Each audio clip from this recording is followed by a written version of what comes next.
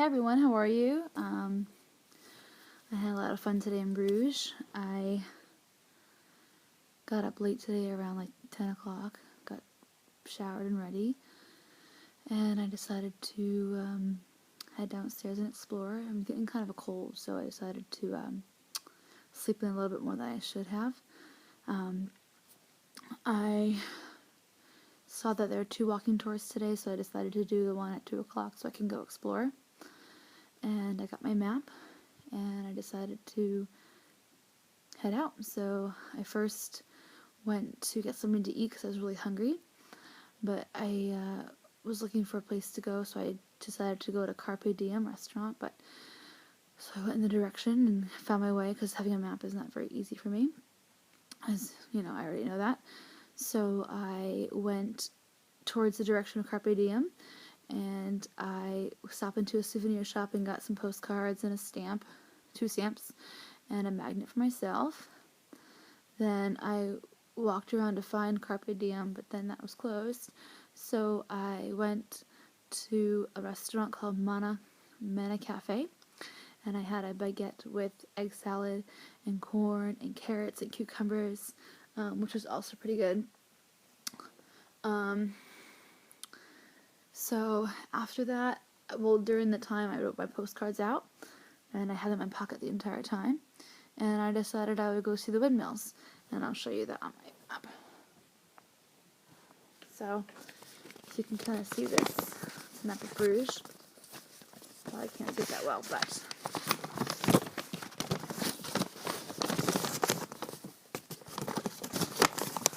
so Libier Hostel is right over here, on this map over here, right over here. I'm not sure if you can see that or not, but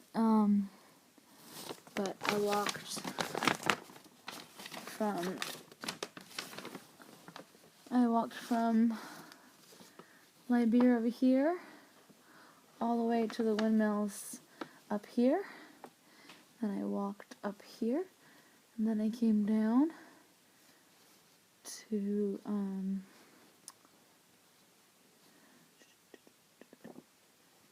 here, and then I kept on walking and walking, and I went back to the marketplace, and we walked around town.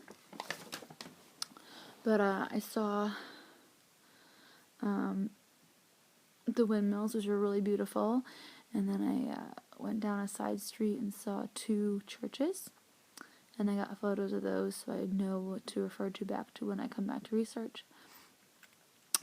Yeah, I had a good time doing that. I called my mom, and I called Emily and talked to her for a while. I also saw the city gates at, what was it called? Let's see what it was called. It's not there, I don't think. It wasn't Ghentport. It was something else like that. It was similar to Ghentport, but it was something different. I think it was like Cruise Port, which was cool. I had to ask for directions for a little bit, but then I found my way. Once I saw the windmills, then I walked around some more, and I made it in time for my walking tour, but I had to pee really bad, so I decided to go to the Brugges Historium, and I went pee, and that cost 50 cents, euros to pee. And as I was helping some lady with some money, a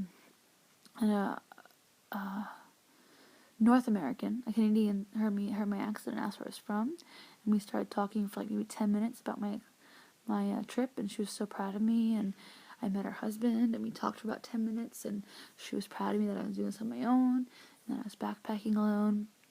And then I walked out, and I thought I shouldn't do the walking tour, but I thought maybe it'll be good for my benefit, so I walked over, and I asked if the walking tour was here. the tour guide was really nice, and I met somebody who was from England, but he really didn't want to talk to me very much, so I heard the girl talking behind me to another girl, and the girl was backpacking solo as well, so I kind of chimed in and talked to them. You had one girl named Katie from Virginia, and then you had Kristen from Minnesota. Kristen's 29, Katie's 21. Yeah, we just talked about our trips and what we're doing and why we're here, and they both went to Ghent and I hadn't, so I'm going to Ghent tomorrow morning. So then we did the walking tour together, and we took pictures of each other and a selfie for my selfie stick, and they liked how I did a lot of photography for them. I actually took my effort into doing it, and then we had a really good time at the walking tour. We stopped at the Berg Square and Market Square and Saint Salvador Church. We tried some homemade waffle together. The shortest bridge and the smallest window in Bruges, and learned about the history, about how there used to be a chain at a bridge called the Me Bridge and the Horse Bridge, something like that. They used to pull a chain at the bridge, so people coming in from different parts of the world and they didn't like them, they could pull this chain up and could block the boat from getting in. And we tried some chocolate together. Yeah, it was really beautiful, and Bruges is amazing. It's quaint, it's walkable, it's small, people aren't weird, they're very nice and friendly, and I'm so glad that I took the tour. And the two girls, I told them that I'm down for walking around if they want to, that's no problem. And so we walked around, and we really wanted to go to the brewery because they were having beer, and the tour guide Kai said that you can walk to the top of the brewery and see the whole city, and we were looking for that. But first we saw the convent area first, and we saw the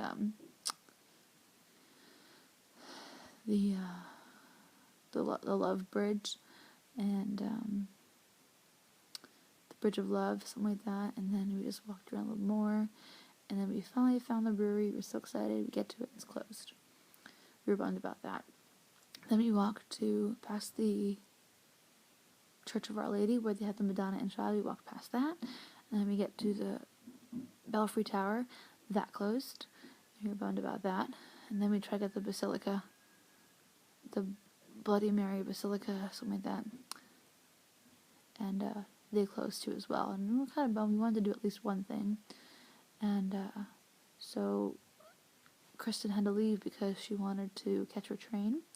So instead, I said I was hungry and they were too, so she decided to stay in town and eat with us, and we had a discount card because of the group tour, so we had beer, and I had cervé again, which is Flemish stew. I had it yesterday with Eveline, which was nice, and we talked about how we travel and boyfriends and ex-boyfriends and TV shows, and we talked about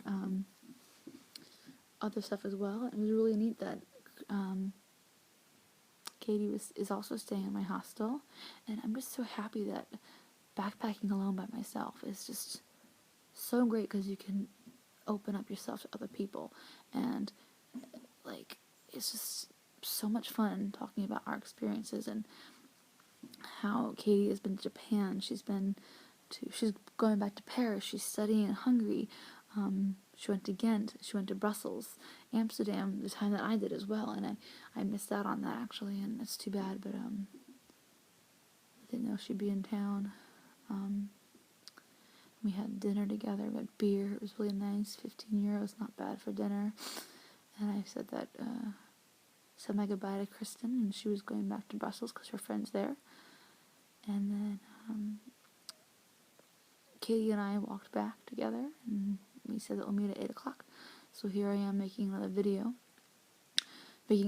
of my travels, so I can tell people who want to listen, and I can write this in my journal as well by hearing it, but it's a very unofficial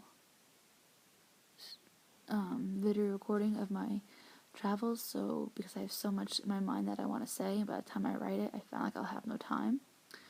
I wish I knew how to add pictures to this, so I can add it to that, and some slideshows, but I can figure out how to add that to this video. If not, I can definitely put up pictures in a YouTube video on my trip.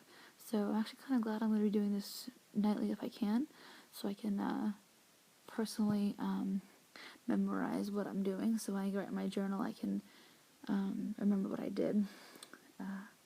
I love the windmill, so beautiful. There's a pink one, a blue one, a gray one. And on my trip I learned about a tower being built, and how they had different stones, because it took 3 generations to build it, 1300, 1500, and 1700s. And then in the Belfry Tower, the reason why they build stairs counterclockwise is because when you're fighting, you're at an angle and you're right-handed, so it's harder to hold onto the railing. And when you're fighting, there's less space to move your hand and stuff, so you hit the wall instead of the people, which I never think about that before, ever.